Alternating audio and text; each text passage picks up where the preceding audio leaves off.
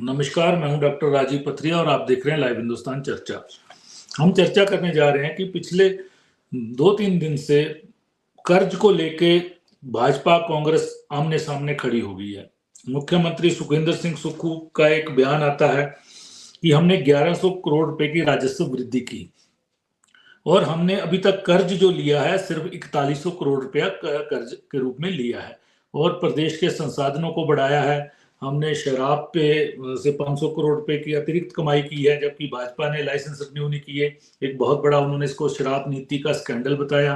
वहीं 100 करोड़ रुपए का खनन माफिया का स्कैंडल बताया कि खनन के जो पट्टे थे वो उसके बिना क्रशर चल रहे थे और ये 100 करोड़ रुपए की इससे भी हानि हुई है। और भी उन्होंने कई चीजें गिनाई, लेकिन भाजपा के राज्य अध्यक्ष डॉक्टर राजीव बिंदल ने एक दावा किया है कि हमने आरटीआई जो ली है उसके तहत दिसंबर से लेके पिछले साल अक्टूबर तक, जब से ये सरकार बनी है, 10,300 करोड़ का कर्ज ले चुकी है। और उन्होंने भी दावा किया है कि ये सरकार अगर इसी तरह से कर्ज लेती रही तो अपने कार्यकाल में 60,000 करोड़ रुपए का कर्ज लेगी। दूसरी तरफ उनका आरोप है कि विकास कुछ नहीं हो रहा है। 1500 संस्थान बंद किए गए हैं, महंगाई बढ़ाई गई है, डीजल पे वैट बढ़ाया गया है, बिजली की दरें बढ़ाई गई है और भी कई चीजें की गई है जिससे कहीं ना कहीं जनता पे बोझ बढ़ा है। लेकिन ना कोई नया कार्यालय खुला है, ना कहीं पे विकास देखने को मिल रहा है। एक बड़े आरोप हैं डॉक्टर राजीव बिंदल के। तो आज हम इसी विषय पे चर्चा करने जा रहे हैं कि हकीकत क्या है, कौन सच बोल रहा है दोनों में से। तो आज हमारे साथ चर्चा में भाग ले रहे हैं कांग्रेस पार्टी के प्रदेश के वरिष्ठ प्रवक्ता हैं संदीप सांख्यान जी, वो हमारे साथ जुड़े हैं। भाजपा के प्रदेश के वरिष्ठ प्रवक्ता हैं पंकज अम्बाल जी, वो हमारे साथ जुड़े हैं।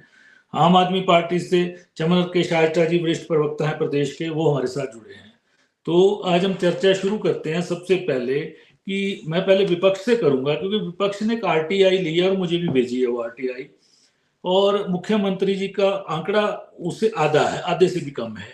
ये क्यों है पंकज जी? मुख्यमंत्री जी का जो दावा है सुखविंदर सिंह सुक्खू जी का कि 4100 करोड़ रुपया लिया है, वो किस चीज की बात कर रहे हैं? और आपने आरटीआई लगाई है, उसमें आपने कहा 10,300 करोड़ अक्टूबर तक का, अब नवंबर में 800 करोड़ अलग लिया है, वो अलग से है।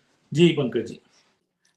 ये हमारे जो प्रदेश अध्यक्ष जी ने जो आंकड़ा दिया है वो आरटीआई के तहत दिया है, जिसकी आपने खुद अपने आप कहा कि ये कॉपी मुझे भी भेजी गई है। और सरकार दिसंबर महीने में गठित हुई, जनवरी से इन्होंने शुरू किया। 1,000 करोड़ प्रति माह ये ले रहे हैं और ये आरटीआई में इसका खुलासा हुआ है।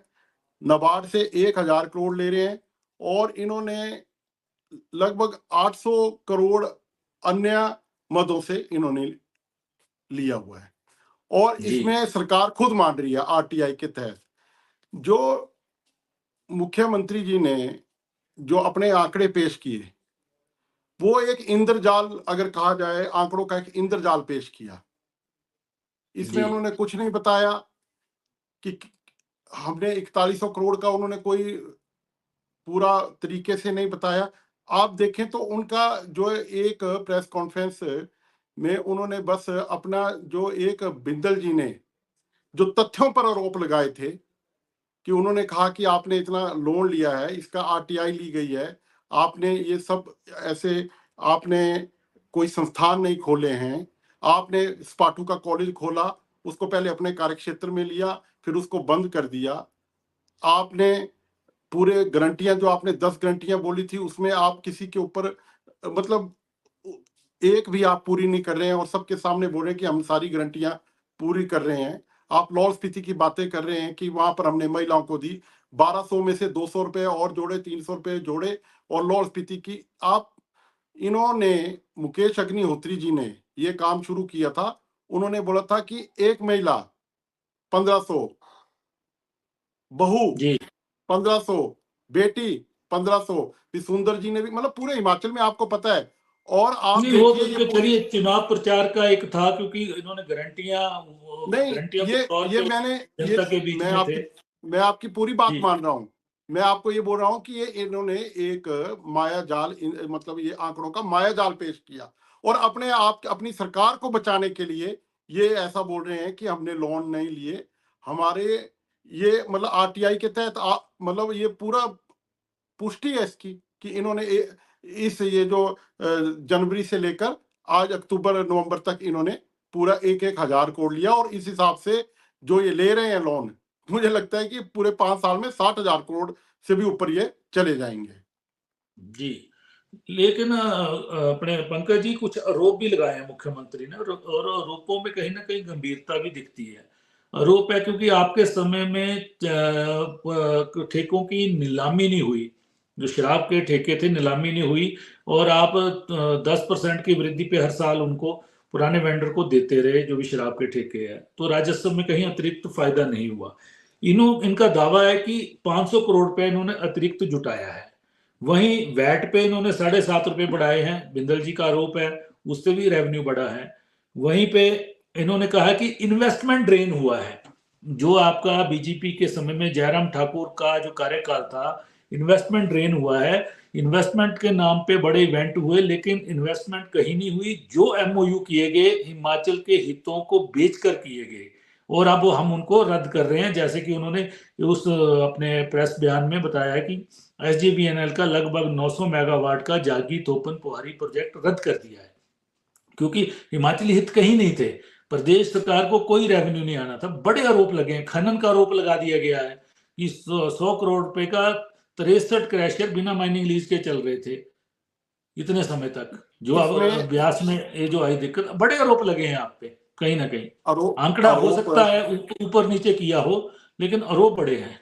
जी, आप देखिए, इन्होंने खनन के ऊपर आरोप लगाया और उसका विक्रम जी ने जवाब इतने अच्छे तरीके से दिया, और उन्होंने सारा उसमें बताया, और उन्होंने बोला आप माफी मांगे। इन्होंने उसका कोई जवाब अभी तक नहीं दिया है। और मैं आपको बताऊं पथरिया जी, ये जो हमारी स्टेट्स हैं, ये वेलफेयर स्टेट्स हैं, छोटी स्टेट्स हैं, ये कोई बड़ा अच्छा काम कर रहे हैं। इतना भारी इन्होंने एक मतलब यहाँ की जनता के ऊपर टैक्सेस डाले जा रहे हैं। अब आप देखिए कि इन्होंने इंतकाल से लेके मतलब छोटी छोटी जो रोजमर्रा की चीजें हैं उनके ऊपर टैक्सेस डालकर ये अपनी जनरेट कर रहे हैं, उसको इनकम जनरेट बोल रहे हैं। आप देखिए इन्होंने संस्थान, आप इतना पैसा ये ले रहे हैं, मैं तो ये इसमें जानना चाहता हूं कि इतना ये लोन ले रहे हैं, ये खर्चा कर कहाँ रहे हैं? ये आप बताइए ना, इनका ये खर्चा कहाँ कर रहे हैं?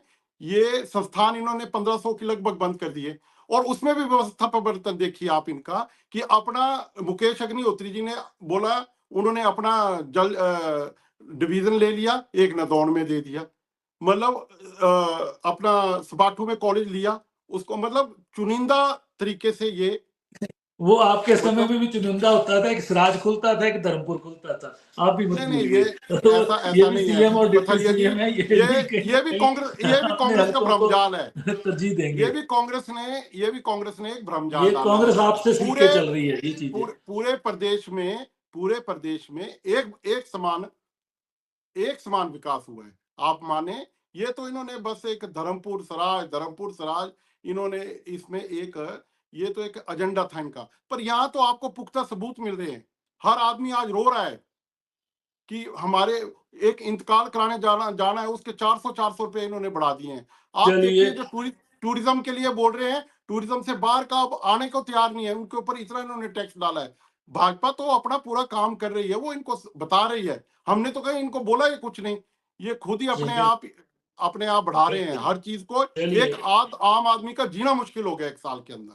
चलिए, मैं संदीप जी के पास जाता हूँ। संदीप जी, कर्ज को लेके जो आंकड़ा डॉक्टर राजीव बिंदल भाजपा अध्यक्ष और मुख्यमंत्री सुखविंदर सिंह सुक्खू जी का है, मतलब उसमें डिफरेंस बहुत है। मुख्यमंत्री जी ने 4100 करोड़ कहा है, और उन्होंने जो जानकारी ली है पिछले साल दिसंबर से लेके अक्टूबर तक, वो 10,300 करोड़ है। और आरटीआई से जानकारी है, फाइनेंस बी से ये जानकारी इनको मिली है। तो ये क्या मुख्यमंत्री जी ने इस आंकड़े को तोड़ मरोड़ के क्यों पेश किया है? जी धन्यवाद डॉक्टर साहब, मैं आपको ये सारी चर्चा में देख रहा था, आपका कंटेंट भी देख रहा था, बीच में गारंटियों की बात भी आई और भी कई विषय यहाँ पे उभर के आए। जब कांग्रेस की सरकार हिमाचल प्रदेश के अंदर बनती है तो 52,774 करोड़ रुपए की देनदारी हिमाचल प्रदेश के ऊपर है, और उसके ऊपर मैं बता देता हूं 76,300 करोड़ जो है वो आपके जो डिफरेंट डिपार्टमेंट्स है और जो हमारा डीए है उसका 5,544 करोड़ है, और जो आपका 10,600 करोड़ जो है वो अवैतनिक देनदारियां प्रदेश के ऊपर ऑलरेडी हैं। अब बिंदल जी ने, जो भारतीय जनता पार्टी के प्रदेश के अध्यक्ष हैं, उन्होंने आरटीआई ली है। उस आरटीआई क्या कंटेंट है वो तो मैं नहीं जानता। और देखिए, माननीय मुख्यमंत्री जी एक संवैधानिक पद पे हैं और बिंदल जी संवैधानिक पद पे नहीं है, वो एक प्रोपोगेंडा करने वाले पद पे काम करते आए हैं, और वैसे भी उनकी छवि एक प्रोपोगेंडा करने वालों की रही है। और आरटीआई का क्या कंटेंट है, आरटीआई के अंदर किस टाइम लिमिट की उन्होंने, आरटीआई में कौन से समय सीमा की वो जानकारी ली है, मैं इस बारे में अनभिज्ञ हूं। लेकिन माननीय मुख्यमंत्री जी एक संवैधानिक पद पे हैं और उन्होंने अगर 4,100 करोड़ रुपए का लोन प्रदेश के लिए लिया है, और तो उन्होंने एडमिट भी किया है। और मैं आपको बताऊं, पिछला जो हमारा विधानसभा सेशन था, उसके ऊपर जो हमारा राजस्व, जो हमारा वित्त का जो जितना भी था, उसको लेके पिछली सरकार और हमारी सरकार ने क्या किया है, उसके ऊपर एक श्वेत पत्र भी विधानसभा में जारी किया गया था। हिंदुस्तान के अंदर और हमारे संविधान के अंदर और हिमाचल प्रदेश की विधानसभा के अंदर अगर इस तरह का डिस्कशन होता है, तो श्वेत पत्र अगर सरकार जारी करती है तो उसका कोई मायने है, और उसका कोई एक लीगल उसका जो फॉर्मेशन है वो किस तरह से बनाया जाता है, उस चीज को दिया गया है। अब मैं आता हूं, भारतीय जनता पार्टी आज ये सत्ता की बौखलाहट में है, इनको सत्ता नहीं मिल रही है। पांच राज्यों में चुनाव होने हैं और उनके एनालिसिस आने शुरू हो गए हैं। तो बिंदल जी अब इस तरह से प्रोपोगेट करेंगे तो मेरे को लगता है कहीं ना कहीं जो इनकी राजनीतिक खलबलाहट है वो सामने आ रही है। मैं आपको एक चीज बताता हूं, ये जो मैंने कहा कि पिछले जब एक साल के अंदर, जो हमारी जो पिछला एक साल था, उसके अंदर इन्होंने 14,000 करोड़ रुपए का जो वो था, इसमें इन्होंने लोन लिया। अब मैं बताता हूं कि केंद्र सरकार ने जब हमारे ऊपर फाइनेंशियल सैंक्शन लगाई है, हम 6,800 या 6,600 करोड़ से ज्यादा हम लोन नहीं ले सकते हैं। जो हमारे आउटर प्रोजेक्ट हैं उनके अंदर हम 2900 करोड़ से ज्यादा लोन नहीं ले सके। और बिंदल जी कह रहे हैं, अरे इतना मजाक क्यों करते हो बिंदल जी, केंद्र में सरकार आपकी, आप बोलते हैं कि आपकी सरकार बोलती है कि आप इतना लोन नहीं ले सकते, और ऊपर से आप बोल रहे हैं कि आपने 11,000 रुपए करोड़ का लोन ले लिया। अरे कुछ तो देखो, आप काइंडली अपने जो फाइनेंस मिनिस्टर हैं उनको केंद्र सरकार में पूछ लीजिए कि ये जो लोन है ये किस तरह से इनको दिया गया, या कि आपकी आरटीआई का कंटेंट ठीक है, या आपने आरटीआई जो है पिछले 3 वर्षों की तो नहीं ले ली है और वो थोप रहे हैं कांग्रेस के ऊपर। और मैं एक चीज में और जानना चाहूंगा इसमें, डॉक्टर साहब, मैं आपको बड़े साफ चीजों में बताना चाहता हूं। अब जो धन के दुरुपयोग की बात अभी बीच में आई है, और जो बीच में ये कहा गया कि जो फाइनेंशियल क्राइसिस की वजह से, या मतलब हमने 1500 इंस्टीट्यूशन जो है वो बंद कर दिए हैं। मैं बताता हूं, ये जो इंस्टीट्यूट खोले गए थे, जो इंस्टीट्यूशन बंद किए गए हैं, एक तो हिमाचल के हितों के साथ खिलवाड़ था, वो आपने भी क्लियर कर दिया। दूसरा, जब इन इंस्टीट्यूशंस की कोई वायबिलिटी नहीं है, और ये इंस्टीट्यूट तब खोले गए हैं जब हिमाचल प्रदेश के अंदर चुनाव आने वाले थे, वो 6 महीने के अंदर अंदर जो इंस्टीट्यूट खोले गए थे, जो इंस्टीट्यूशन इन्होंने खोले थे, उसको बंद किया गया। वो भारतीय जनता पार्टी की राजनीतिक मंशा थी, और उस मंशा के चलते, और उनकी कोई वायबिलिटी नहीं थी और उनका कोई औचित्य नहीं था, और वो ऑलरेडी एक सरकार के ऊपर बोझ भी था और उसकी वायबिलिटी नहीं बनती थी, तो वो सरकार ने कर दिया। हाँ, हिमाचल प्रदेश की सरकार को लगता है, माननीय मुख्यमंत्री जी को लगता है कि कहां कौन सा संस्थान खोलना है, वो हम उसके लिए जिम्मेदार हैं और हम उसको खोलेंगे। वहां के लोगों की what the larger interest of the society, वहां का जो सामाजिक व्यवस्था है, वहां के जो लोग हैं, उनको देखते हैं कि वहां की वायबिलिटी क्या बनती है, समाज का जो लार्जर इंटरेस्ट है उसको देखते हुए हम उन इंस्टीट्यूट को खोलेंगे। लेकिन उसके लिए हमें भारतीय जनता पार्टी को पूछना नहीं पड़ेगा, और ना हम उसको पूछेंगे। और उसके बाद मैं बताता हूं, जो मैंने धन के दुरुपयोग की बात की, मैं बताता हूं। अब देखिए आप, कितना बढ़िया वो हुआ पिछली सरकार के अंदर, भारतीय जनता पार्टी की सरकार के अंदर, पिछली सरकार ने संसाधन बिल्कुल भी नहीं जुटाए, ना रोजगार दिया, ना संसाधन जुटाए, और उसके बाद में बदले में ये कर्जा के कर्जा लेते रहे। 36,000 करोड़ का कर्जा आज आपका 52,774 करोड़ तक पहुंच गया। तो क्या जयराम जी बताएंगे या केंद्र में भारतीय जनता पार्टी के जो प्रवक्ता है वो बताएंगे, या फिर मैं देनदारियों और कर्ज को अलग अलग लेके चलिए। कर्ज हमारे ऊपर लगभग 70,000 करोड़ का है, बाकी 12,000 करोड़ की एम्प्लॉयज की देनदारी है। ठीक है, देनदारी और कर्ज को अलग लेके चले कहीं ना कहीं। दूसरी बात आपने कि चुनावी वर्ष में संस्थान खोले जाते हैं, वो आपकी सरकार भी खोलती है जब जब सत्ता में आती है, लेकिन इन्होंने तो थोक की दुकान लगा दी। आप परचून में करते थे, इन्होंने थोक में कर दिया। और अब कहीं ना कहीं पिक एंड चूज तो हो रहा है। कुछ कार्यालय हम उनको एक्सक्लूड भी करते थे। अब मैं आपको बताता हूं, वही जो डीनोटिफाई, अगर हम खोलते थे तो उसका लार्जर इंटरेस्ट भी देखते थे और उसकी वाइबिलिटी भी देखते थे, उसकी एडमिनिस्ट्रेटिव अप्रूवल भी आती थी, उसकी फाइनेंशियल अप्रूवल भी आती थी, और उसका लार्जर इंटरेस्ट देखते कि कहां हमने क्या खोलना है, तब हम उसको खोलते थे। हम मना नहीं कर रहे कि हमने नहीं खोले हैं, हमने खोले हैं और आगे भी खोलेंगे, लेकिन हम ये नहीं देखेंगे कि उनको भारतीय जनता पार्टी का हम उसको भारतीय जनता पार्टी का एक एडवर्टीजमेंट का माध्यम बनाए। नो, हम ऐसा नहीं करते। मैं बताता हूं पिछली सरकार के अंदर क्या क्या क्या घटित हुआ। अब मैं आपको बताता हूं, आजादी का अमृत महोत्सव हर डिवीजन के अंदर मनाया गया। कितने उसके इतने शो किए आजादी के अमृत महोत्सव के, और हर शो का जो खर्चा था वो 25 करोड़ से लेके 75 करोड़ तक गया है ना, जो आपके सब डिवीजन लेवल पे हुए। उसके बाद जो जिला लेवल पे हुए या राज्य लेवल पे हुए, उसकी कामकाजी आपको पहुंचा दिया आपने।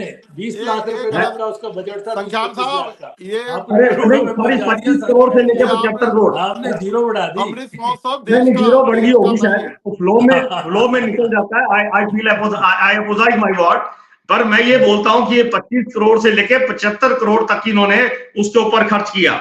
और जो जनमंच का जो कार्यक्रम था उसके अंदर बड़ी बड़ी धामें खिलाई गई, लोगों को गुमराह किया गया, वो सारा के सारा भारतीय जनता पार्टी का एक प्रोपेगेंडा था।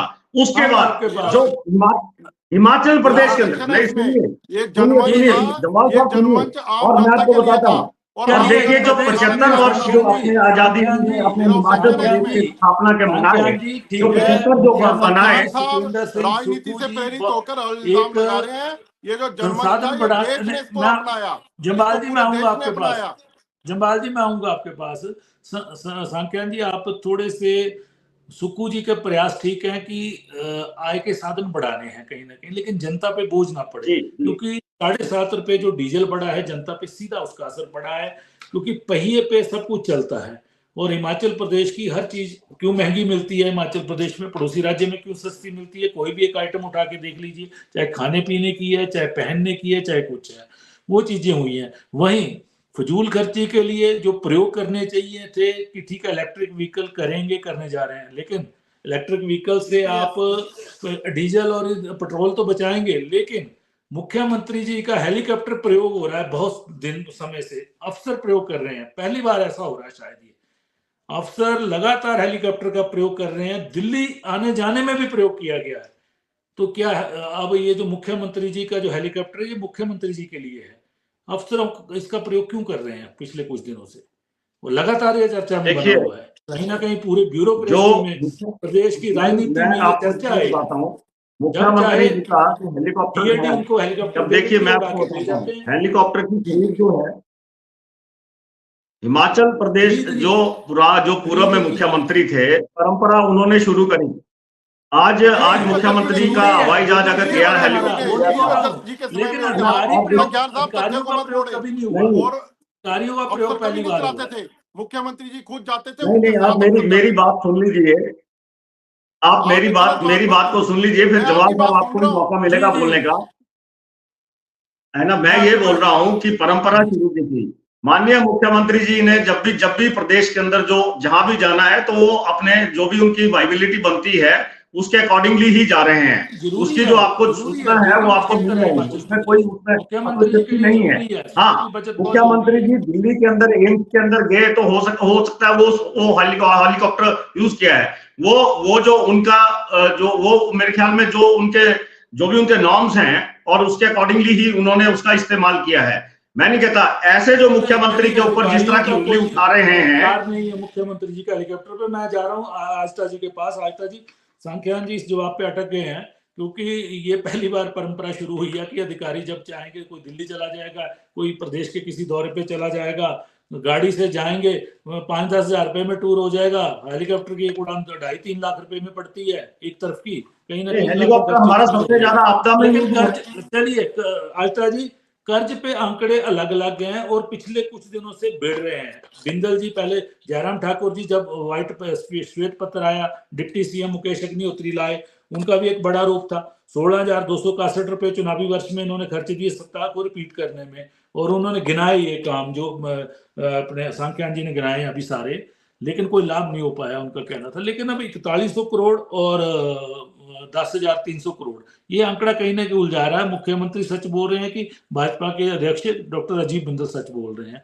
जनता जानना चाह रही है। मैं बाद में आऊंगा इस पे कि असली चीज क्या है, लेकिन आपसे भी मैं जानना चाहूंगा कि ये स्थिति कैसी हो रही है। कर्ज पे हम चर्चा कर रहे हैं, हम किसी डेवलपमेंट पे बहस ही नहीं करते जी। राजीव भाई, मैं तो पहले भी आपको कह चुका हूं कि सबसे बड़ा जो दुखद है विषय सारा, देश में हो, प्रदेश में हो, चाहे वो नगर निगम में हो चुनाव, हमारी ना तो जनता को ये परवाह है, ना लोगों को, ना मतलब बाकी जो ये एक्टिव पॉलिटिक्स में जो लोग होते हैं उनको परवाह है। और पॉलिटिकल पार्टीज तो आपको पता ही है कि एक समूह है उन्हीं लोगों का जो किसी ना किसी एक तरह से लोगों के भलाई के लिए तो बिल्कुल नहीं आए हैं। तो हमारे लिए सबसे बड़ा दुखद जो इस पूरी चर्चा में से, या ये दोनों पार्टियां क्या आंकड़े दे रही है उससे हट करके मैं आपको कुछ बातें बताता हूं, और आपके दर्शकों को भी और हिमाचल की जनता को। 31 मार्च 2023 को हर व्यक्ति के ऊपर, मेरे ऊपर, आपके ऊपर, सांख्यान जी के ऊपर, पंकज जी के ऊपर, हर व्यक्ति पे 1,02,888 रुपए का कर्ज है। वो देगा कौन? दूसरी आप बात सुनिए, जहां तक बात कर रहे हैं संदीप जी, खुद इनके जो डिप्टी सीएम है उन्होंने ये कहा कि 9,000 करोड़ की देनदारियां इसी वर्ष 2023 से पहले इन्होंने वापस देनी है, जिसमें से के 5200 करोड़ के आसपास इंटरेस्ट ही इंटरेस्ट वापस देना है, 3400 के आसपास प्रिंसिपल वापस करने हैं। भाजपा ने पिछले वर्ष ही अकेले 16,262 करोड़ का कर्ज लिया। तो पंकज भाई, आप ये बता दीजिए कि वो कर्ज जो था वो लगा कहाँ, धरातल पे कहीं दिखा क्या? आपने कॉलेज खोले, वहां पे बिल्डिंग नहीं है, वहां पे कोई लेक्चर नहीं है। आपने हॉस्पिटल्स की हालत ये है कि वहां पे जहां पे 20 साल पहले भी अगर मान लीजिए 50 बेड थे, वहां 2 नर्स और 2 डॉक्टर से काम चल रहा है। स्कूलों में हालत ये है कि जहां पे 10 बच्चे हैं वहां 5 मास्टर है, जहां पर पे 50 बच्चे हैं वहां पे 1 मास्टर है। तो ये आंकड़े अपने आप में बड़े हैरान कर देने वाले हैं। 31 मार्च 2023 को ये सबको पता है कि 76,600 के करोड़ के आसपास का जो एक लाइबिलिटी है, उसके अलावा इन्होंने जो अनाउंसमेंट्स कर रखी है 5,000 करोड़ के आसपास के कर्मचारियों के वो देने को है, 10,000 के आसपास और वेतनमान और उसके इन्होंने कमिटमेंट जिसको कर रखी है, या 15,000 की जो लाइबिलिटी है वो भी सरकार के गले में। तो आपने अगर रेवेन्यू अगर आप कर भी रहे हैं, जनरेट कर रहे हैं, मुझे तो ये नहीं समझ आया। अच्छा, पंकज भाई को शायद पता नहीं होगा, या इन्होंने एक चीज जो मैं पूछना चाह रहा था कि आरटीआई पे ये विश्वास कितना करते होंगे, क्योंकि खुद जो प्राइम मिनिस्टर जिसे उनके विश्वविद्यालय से आरटीआई में सिर्फ ये छोटी सी जानकारी मांगी गई कि कौन से साल में उन्होंने ये एंटायर पॉलिटिकल जो साइंस थी उसमें डिग्री हासिल की थी। आज तक लड़ते हुए 7 साल हो गए, लेकिन जितने भी लोगों ने वो आरटीआई लगाई उन सबके खिलाफ आपने कार्रवाई कर दी, बट आरटीआई का जवाब है नहीं। तो शायद हो सकता है यही आरटीआई, सुप्रीम कोर्ट ने व्यवस्था दे दी है आम आदमी पार्टी के, उनको 1 लाख रुपए जुर्माना हो गया। पूरी करने देंगे? आप पूरी करने दो ना। अब ये तो सबको पता है, ये तो हमको भी पता है। प्रकाश राज जी ने ट्विटर पे कुछ लाइनें लिख ली, पिछले कल ईडी उनके भी घर पहुंच गई है। कांग्रेस का एक नेता बताइए पंकज भाई, जिसको आपने अंदर एक चूहा भी कांग्रेस का अंदर डाला है क्या? 2014 में आप आए थे कांग्रेस के भ्रष्टाचार के खिलाफ सत्ता में, आपने कहा था इनको जेलों में ठूस देंगे। अगर ये मापदंड किसी पे लगे, मैं तो कहता हूं, आज आपको कह रहा हूं, कांग्रेस और भाजपा का तो मुझे नहीं लगता पंचायत स्तर का कार्यकर्ता भी बाहर रहेगा। अगर इसी उस पे अगर नॉर्म पे आप गिरफ्तारियां करवाते रहेंगे ईडी से, सीबीआई से, या तो भ्रष्टाचार में अगर आप संलिप्त थे तो कांग्रेस के लोगों से डरते क्यों हैं आप इतने? और कांग्रेस का देखिए नूरा कुश्ती कितना बढ़िया आप लोग खेलते हैं, उसका मैं एक उदाहरण ये दे रहा हूं। जो अभी आपने भी बताया 47 इंडिया क्रशर गठबंधन आपका है कि हमारा है? इंडिया जी, गठबंधन जी, किसका जी, है? एक सेकंड, आप बताइए इंडिया गठबंधन किसका है? अगर आप पंकज भाई, गठबंधन में है कि नहीं है? आप ये मैं आपको बताइए। एक बात बता आप रहा हूँ, बताइए इंडिया आप गठबंधन में सुनिए, आप हैं कि नहीं है? अरे आप सुनिए ना, आप गठबंधन सुनिए जी बताइए, आप हम इंडिया किसी की सुनिए। चोरी गठबंधन में के है बारे कि में नहीं है? बताएंगे, गठबंधन आप का सुनिए मतलब जरा, क्या है? आस्था जी को आप बात नहीं पूरी है। कर लेने दीजिए। मेरी बात आप नहीं। सुनिए, अगर मेरे घर में मेरा भाई चोरी करे तो क्या मैं शांत होकर के बैठ जाऊं और उसको शाबाशी दूं कि आपने भाई चोरी कर रहे हो? भाई तो भाई रहे। अगर गठबंधन हो रहा है तो क्या चोरी करने की इजाजत दे दे किसी को? या हमारे साथ ये जो नहीं कोई बोल दल रहा हूँ। आएगा आप बोल उसको रहे हैं नूरा भ्रष्टाचार कुश्ती करने का कांग्रेस मौका और देंगे? बीजेपी में है। चलिए दोस्ती चलिए कांग्रेस और चलिए बीजेपी की चलिए, बताइए। आम आदमी पार्टी और उस बीजेपी राजनीति को पे करनी देखिए, चर्चा, अलाइनमेंट्स चर्चा होते हमारी हैं कर्ज पे है। आपके साथ। राजनीति आप कर रहे हैं। जितने गठबंधन में आपके साथ हैं, आपने तो ऐसे ऐसे लोग जिनके खिलाफ आप लोगों ने ये कहा था चलिए कि इनसे आस्था बड़ा जी, कोई चोर नहीं, वो तो आस्था जी, आपने हम सरकार में हम डिप्टी हम सीएम बना करके आपने अंदर ले लिए। आपने कांग्रेस से जिस मुख्यमंत्री के अगेंस्ट ये कहा था आस्था कि जी, हम इससे बड़ा कोई कर्ज पे ही घोटालेबाज फोकस आज तक करें। नहीं है, उसको आस्था जी, आपने चर्चा आसानी के से चीफ विषय से, मिनिस्टर बना दिया। आस्था जी, बट चर्चा आप का ये विषय ना मत, छोड़े, हम चर्चा का विषय ना आप इस छोड़े। विषय पे हम रहिए। हम हम ये बात कर हम रहे कहीं ना हैं कहीं कर्ज पे चर्चा कर रहे हैं कि हिमाचल कर्ज जी, के दर्द से बेजार होता जा रहा है, क्योंकि ये कर्ज बढ़ता जाएगा। प्रदेश की लायबिलिटी एक दिन इतनी ज्यादा हो जाएगी कि हम कुछ नहीं कर पाएंगे। अभी हालात ये हैं आस्था जी की, ये जो पुराना कर्ज है इसको चुकाने के लिए लगभग आपका 6 से 7 हजार करोड़ रुपया इस साल चुकाना है कर्ज, और उसका ब्याज ये भी चुकाना है कहीं ना कहीं। उसके लिए भी और कर्ज इन उठाना पड़ेगा, और ये इन पहले भी लोगों उठाना को पड़ता रहा है, ऐसा नहीं है। ये लोग इसका शायद हल इस कैसे बात पे खोजें तो हम? बिल्कुल भी इस बात पे तो चिंता भी नहीं कर रहे हैं कि हमारी हमारी जीडीपी पार्टी का ने की थी। 40%, पंकज जी सुन लीजिए, हमारी जीडीपी का लगभग 40% हम लोग कर्ज पे हैं, और उसके बावजूद ये डींगे इतनी लंबी लंबी हाँक रहे हैं। वो कर्ज देगा कौन?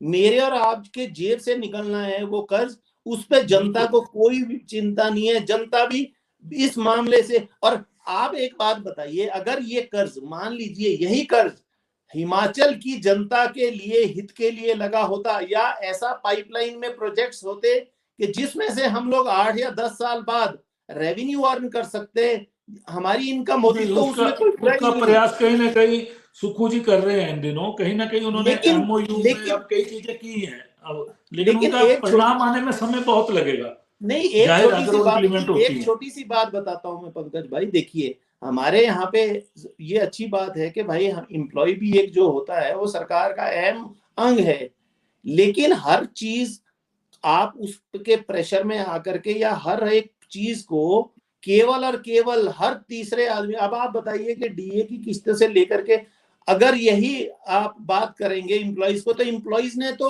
आज कमर से लेकर, मतलब एक तरह से जिसको नी बेंडिंग बोलते हैं, सरकार को वैसे कर दिया है कि वो घुटनों पे ले आई है सारी सरकारें। और ये वोट बैंक पॉलिटिक्स सबसे ज्यादा खतरनाक है, डेवलपमेंट की तो बात नहीं है। इनको सबसे ज्यादा आसान लगता है कि कर्मचारी का भला करो, सरकार आ जाएगी अपने आप, उसके बाद बिल्कुल अपने बिल्कुल वही वो कर्मचारी यहाँ बहुत महत्वपूर्ण है। इसलिए चलिए सांख्यान जी, आप बोलना चाह रहे थे कुछ।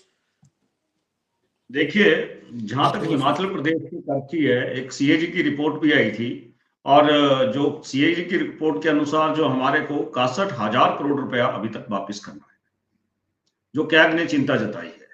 ये जो हालात हैं हिमाचल प्रदेश के नहीं है, जो भाजपा शासित प्रदेश हैं वहां पे भी यही हालात हैं।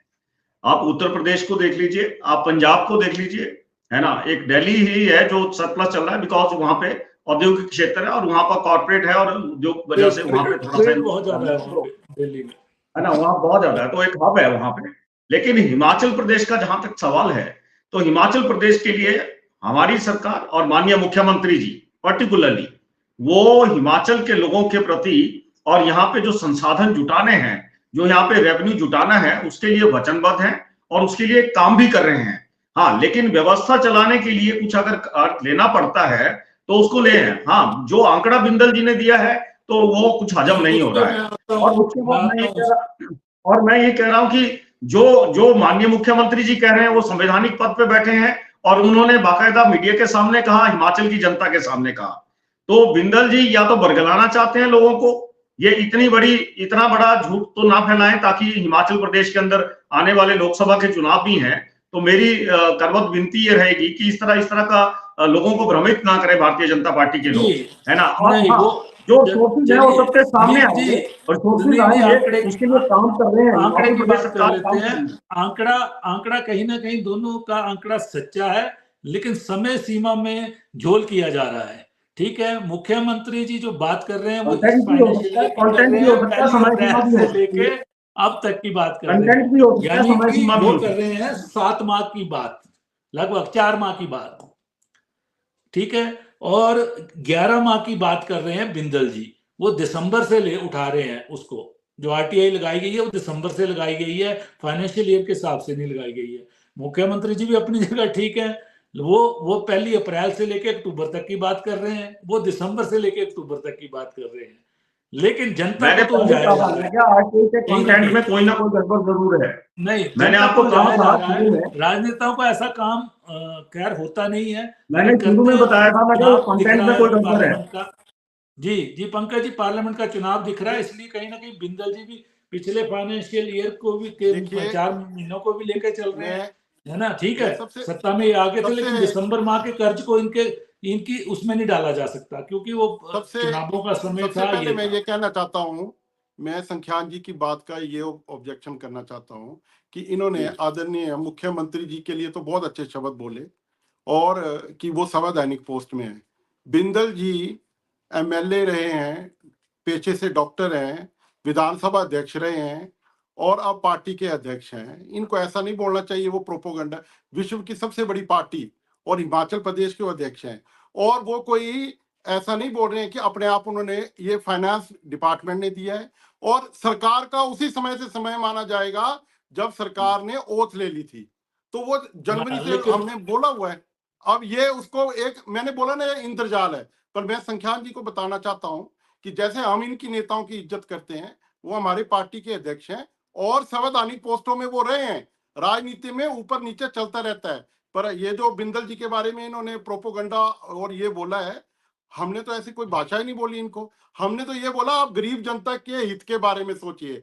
आदरणीय मुख्यमंत्री हमारे जो शांता कुमार जी रहे थे, उन्होंने जो सच्चा प्रयास किया था उस समय, उन्होंने मुफ्त कर में ले आए थे और उन्होंने प्रयास पूरे किए थे। तो उन्होंने बेहतरीन मैं बता रहा हूँ, शांता जी के सुनिए आप, जब शांता जी के प्रयास बेहतरीन प्रयास थे। उन्होंने तो गाड़ियां भी 2 दिन बंद होती थी, सैटरडे संडे को गाड़ी सरकारी खड़ी हो जाती थी, लेकिन सबसे ज्यादा खर्चे किसके हैं?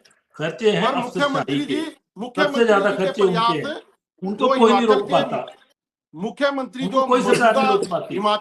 हिमाचल प्रदेश के जो मौजूदा मुख्यमंत्री हैं, उनकी करनी और कथनी में अंतर है। वो कहीं भी नहीं रोक रहे हैं, सीपीएस वो बना रहे हैं, पूरे जितने खर्चे हो रहे हैं वो मामला भी न्यायालय में है, जल्दी कुछ ना कुछ आ जाएगा। आस्था जी बोलना चाह रहे हैं कुछ? आस्था जी जल्दी अपनी बात खत्म नहीं, मैं पंकज जी की बात को मैं सिर्फ ठीक से बोल रहा हूँ, और मैं इसीलिए संदीप भाई को आगाह करा रहा हूँ कि आप वाकई शब्द थोड़े जरा प्यार से बोलिया कीजिए, क्योंकि इन दिक्कत ये हो गई है कि अभी इनके एक नेताजी ने गलती से पनौती बोल दिया और वो भी इन्होंने अपने आप डिराइव कर दिया। हालांकि राहुल गांधी जी ने नाम भी नहीं लिया था, लेकिन इन्होंने पता लग गया इलेक्शन कमीशन को भी कि ये बोला किसको है, और नोटिस चला गया।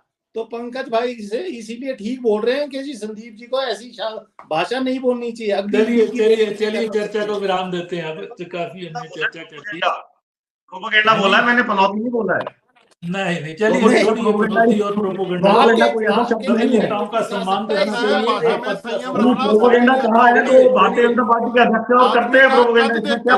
आदमी के ऊपर टिप्पणी कद देख कर दी गई। चलिए संवैधानिक पद पे रहे हैं, ठीक है, आप तो नहीं हो संवैधानिक पद पे, और संवैधानिक पद के ऊपर मुख्यमंत्री हैं, वो गलत आंकड़ा कैसे दे सकते हैं? भारतीय जनता पार्टी के अध्यक्ष प्रोपोगेंडा मैंने बोला है और उसको एडमिट करता हूं। प्रोपोगेंडा कोई गलत बात नहीं है। राजनीति में भाजपा और कांग्रेस पार्टी आमने सामने है, जो आंकड़े दिए गए कहीं ना कहीं दोनों तरफ के आंकड़ों में सच्चाई है, लेकिन समय सीमा का वो है, क्योंकि भाजपा ने जो आरटीआई से आंकड़े जुटाए हैं वो इस सरकार के कार्यकाल दिसंबर में शुरू हुआ, चाहे वो मध्य के दिसंबर में शुरू हुआ तब से मांगे गए।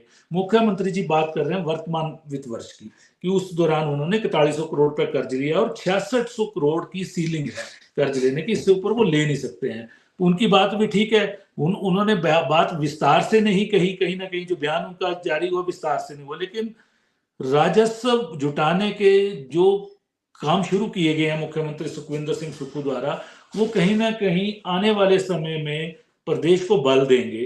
अभी देखिए उन्होंने 500 करोड़ रुपया उन्होंने बोला कि शराब के जो ठेकों की नीलामी की गई है, जो कि भाजपा ने 5 साल नहीं की, उससे हमने अतिरिक्त जुटाए हैं। इसी तरह से वाटर सेस उनका अभी अधर में लटका हुआ है, और भी एमओयू वगैरह उन्होंने रद्द किए हैं, रॉयल्टी बढ़ाई है बिजली की, आने वाले समय में उससे भी लाभ होगा। लेकिन कुछ ऐसे निर्णय ना लिए जाएं जिससे कि जनता के ऊपर बोझ बढ़े।